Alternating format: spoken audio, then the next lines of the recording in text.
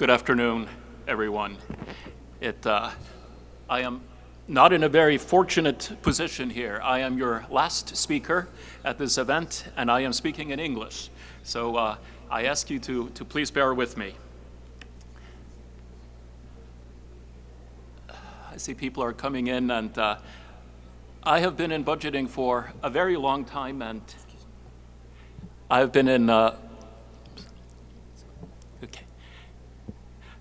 budgeting for a very long time and attended many events, but this is by far the largest gathering of budget people that I have ever seen or ever attended. So I am full of admiration to ASIP for organizing these events, and also full of thankfulness to Panama for hosting us here. Thank you very much, Vice Minister.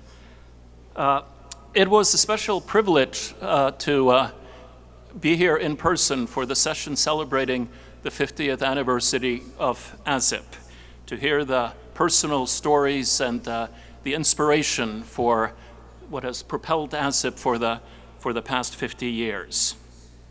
And it is very much an honor for the OECD on the occasion of the 50th anniversary of ASIP to be launching close cooperation with ASIP going forward. So thank you, Eduardo. Thank you, Juan Luis, and thank you very much, Roberto, for bringing us together.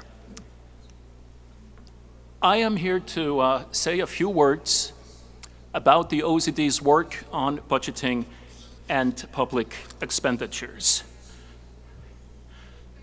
I thought I would start by saying what we mean by the budget, because this is an evolving concept. It is very much an accounting of public finances. It is also a document that sets government priorities, and it is a vehicle for effecting change. I was fortunate enough to be with a budget office from one of our OECD countries who was a very young budget director, and one of his predecessors, who was retired and had been retired for many years, they were talking about the changing role of the budget and these three things. And an accounting of public finances has, of course, always been with us. Setting government priorities has changed markedly over time. Rather than just dealing with the financial aspects of it, budget offices are now very much involved in the substantive discussion of priorities. That had changed between the older and the newer budget director. And the notion of using the budget as a vehicle for effecting change was simply unknown in the times of the older budget director. So it has changed very much. And I will say a few words about these things going forward. Now, the environment for budgeting is very challenging in OECD countries, as it is in this region. You will be very familiar with the challenges: high deficits, high debt, mounting spending pressures, need to ensure fiscal sustainability, and what is becoming very, very fundamental to our work, there is a lack of public support for fiscal reforms. And that is very much what the OECD is focusing on increasingly. Let me just give you some numbers about some of the spending pressures that are faced in OECD countries. By far, the biggest spending pressure is healthcare, bigger than any other single spending pressure that governments have. It is estimated by the OECD to increase by almost 5 percentage points of GDP by 2040.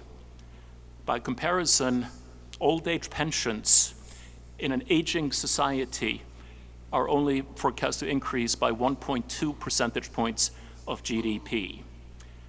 The green transition we talk a lot about, but it is very difficult to put a number on it, because a lot of it depends how governments or how countries finance the green transition. What is the role of public spending? What is the role of regulation? What is the role of private finance? In France, which has done a lot of studies on this, they expect it to be around 2% of GDP, 2 percentage points of GDP. So that puts it in the context with some of the other spending pressures. We hear a lot about green, but it is less than half the spending pressures that healthcare has in OECD countries. We see defense expenditures, which was one of the few areas of expenditure that had gone down very significantly over the last decades, is now going up again. And many OECD countries have set their goal as 2 percentage points of GDP. And many countries have a far way to go to achieving this, although in some countries it is much higher. And then we have interest on the debt. We have interest that is rising very significantly on a very significantly higher level of debt. So this is very compelling, very significant spending pressures in OECD countries, and I believe in this region as well. So the situation facing budget officials is the means to ensure fiscal sustainability. Budget offices generally discuss the expenditure side of the budget, not taxation. So we have that in gray here.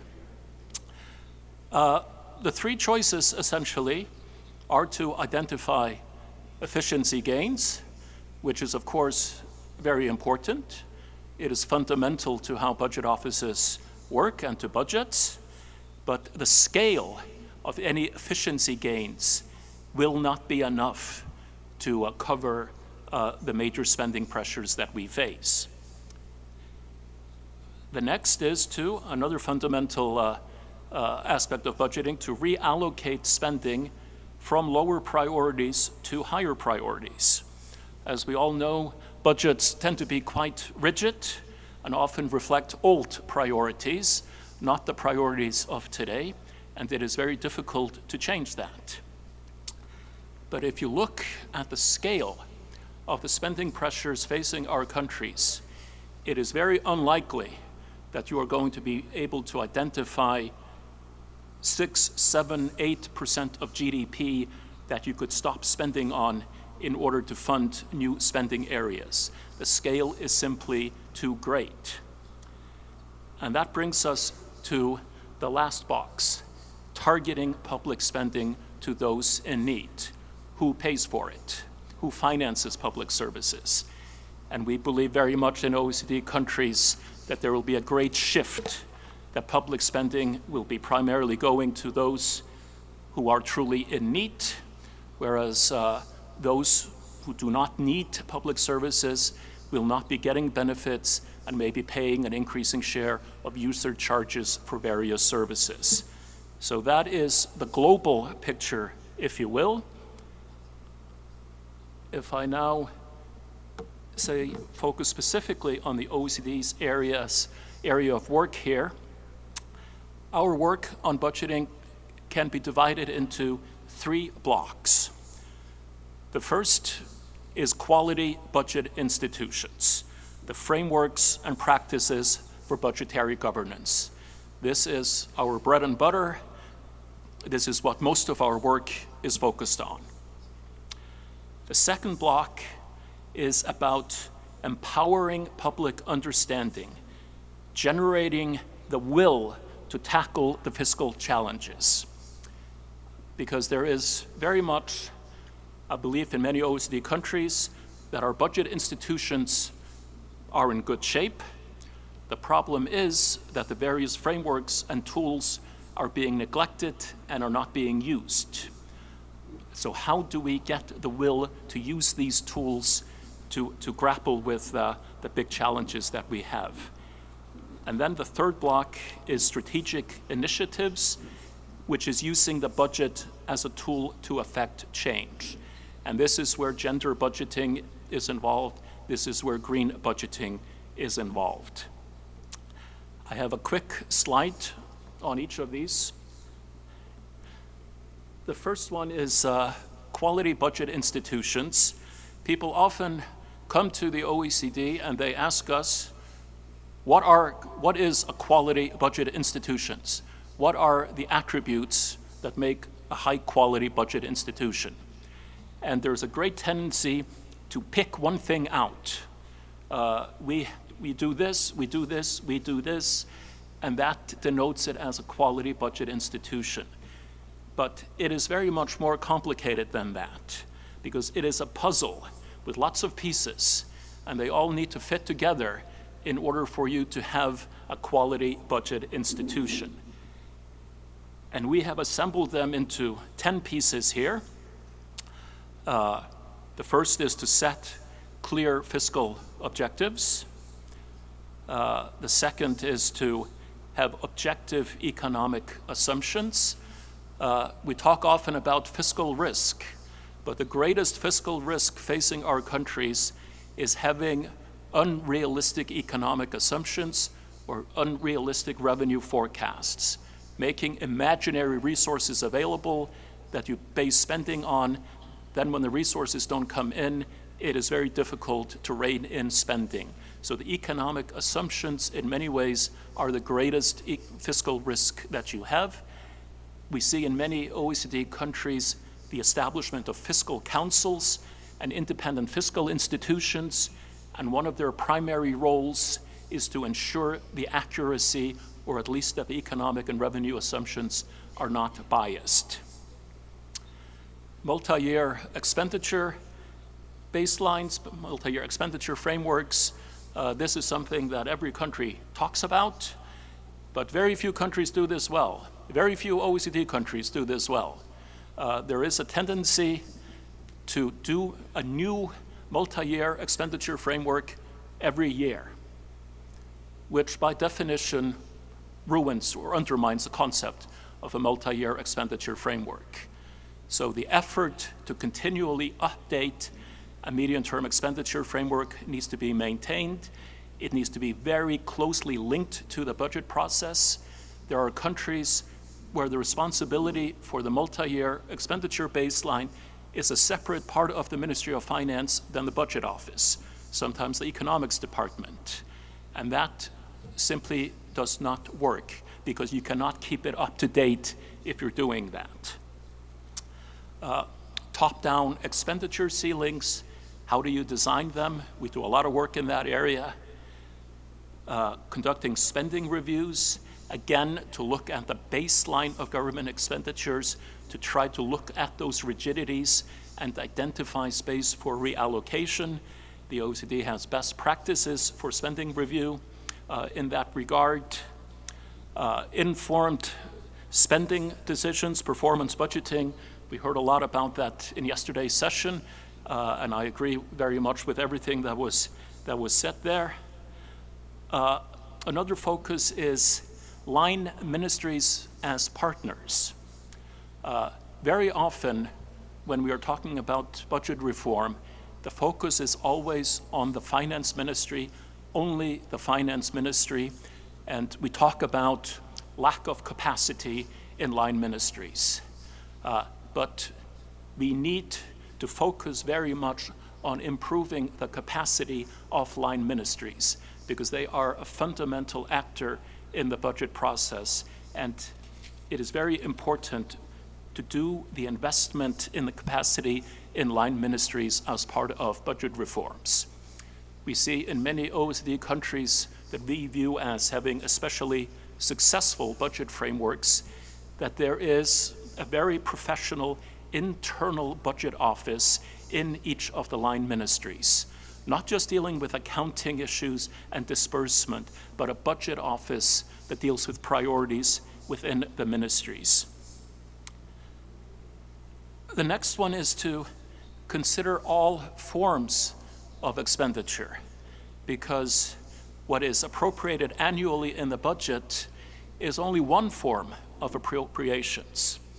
We have tax expenditures, we have loans and guarantees, and we have various expenditures that may be authorized in permanent legislation that does not get a lot of scrutiny.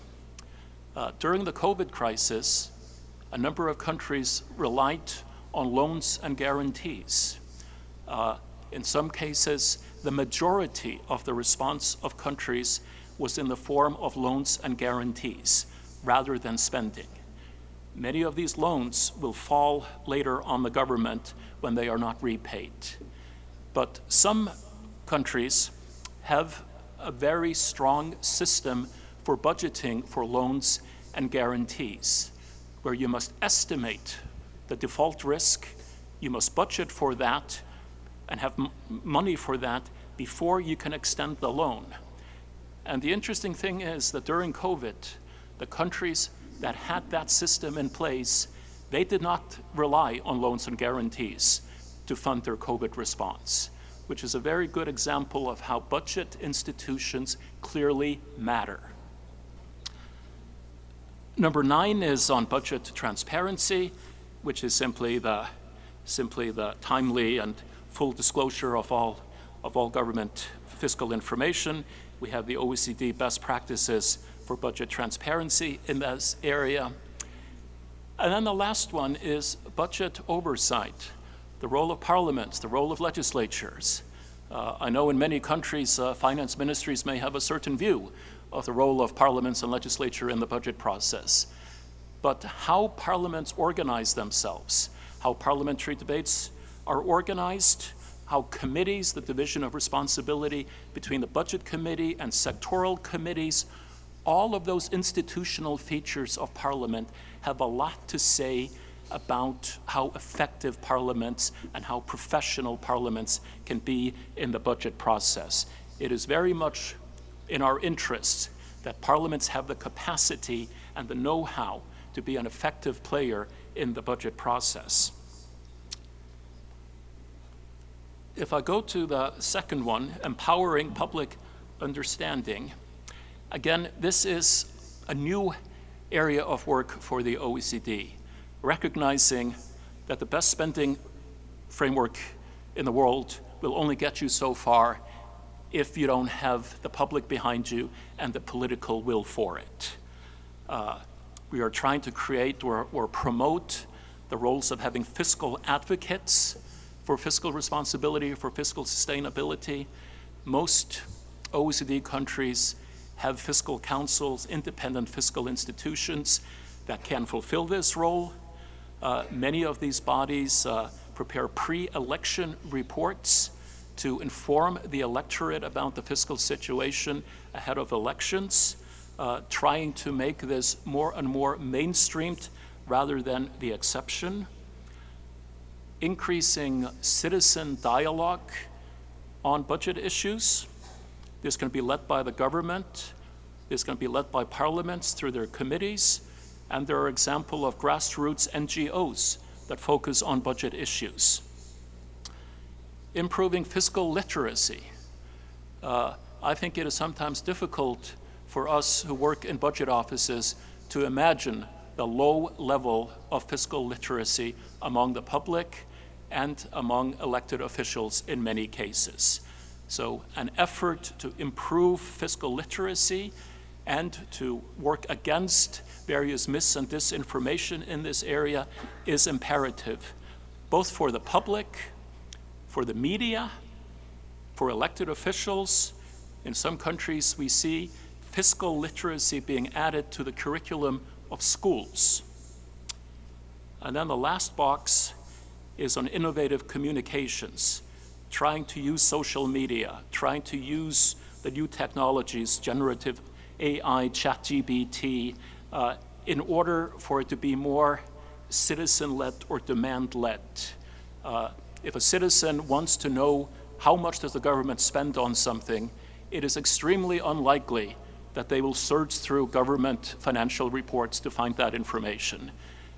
But if you could ask ChatGPT, how much does the government spend on this? You will get an answer. It may not necessarily be the correct answer, but it is then the onus on the government to organize its databases and its fiscal information so that people get the right answer when they ask like that. And then the last one, as I mentioned, strategic initiatives. This has to do with gender budgeting and green budgeting. The OECD was very much a pioneer in developing gender budgeting starting in the early 1990s, some over 30 years ago, and we are finally seeing that bear fruit. And I would like to emphasize on gender budgeting that it is, of course, a fundamental issue of gender equality. But gender budgeting is also very much an economic and a fiscal issue. In many of our countries, we have rapidly aging populations and a shrinking labor market. At the same time, we have in some countries very low levels of women's participation in the labor market. Using gender budgeting to promote women's participation in the labor market has significant economic and fiscal benefits. So if for no other reason, you should study gender budgeting purely from an economic and a fiscal motivation, and you will be convinced. Let me, coming to the conclusion here, say just a little bit about how the OECD works. We collect data and indicators on almost all aspects of budgeting institutions. We have worked with many of you in the past to collect information from this region, and perhaps with our new cooperation with ASIP, this can be part of that cooperation to collect this information. We conduct research and analysis on all aspects of public finance issues. One of the key things we're grappling with right now is green budgeting. How exactly can the budget process contribute to furthering the green transition? It is not simple, and there are lots of trials and errors going on that we are following very closely. We prepare best practices and various guidelines. We do this by looking at the practices across OECD countries, seeing what works, what does not work. The Secretariat, based on this, prepares draft reports, drawing together the lessons, best practices. This is then discussed at meetings of OECD budget directors. Changes are made, and it's finally endorsed. And then this becomes the primary motivation for diffusing information across countries. So a practice that may be especially good in one country, when it becomes incorporated into holistic best practices, it spreads more quickly across countries. So spreading good practices, best practices, is a fundamental role of the OECD. We do country reviews and implementation support. Country reviews is essentially when we come into a country. It can be an OECD country, not an OECD country, and we take a look at their budgeting system. It can be the budgeting system as a whole or specific aspects of the budgeting system, and we compare that with OECD best practices, and we identify where there are gaps. We make recommendations for how you can close those gaps, and in some countries we provide implementation support to help the country achieve reforms in those areas. And certainly, last but not least, is international dialogue. In the area of budgeting, I think the OECD has one committee of senior budget officials, which are the budget directors from OECD countries. This includes Jose Luis. But we also have 14 subcommittees of the budget directors. Some of them are regionally based, but most of them are based on specific aspects, on performance budgeting, on role of parliament in the budget process, on gender budgeting, on green budgeting. We even have a special committee on health, because that is, again, the #1 spending pressure facing OECD countries. And we are very happy, as I say, to be working with ASIP and furthering this dialogue in this region. So let me just conclude by saying that based on our experiences, there are similar reform trends across countries and across regions. It is very special for me to go from different countries at different stages of development in different regions of the world. The basic budgeting issues are the same. that are facing countries. There may be different starting points and various speed of reforms in the different countries, but they're all headed in the same direction. It is not that you go to one country and it's considering budget reform going this way, another country consider going this way. They're all headed in the same direction. So we have much to learn from each other. And again, I have great hopes that our cooperation with ASIP can very much contribute to that. So let me thank you very much for your kind attention and bearing with me. And you have my email here and also my colleague Camilla Van Maals, and we would of course be very happy to answer any questions or further clarifications that you may have. Thank you so much.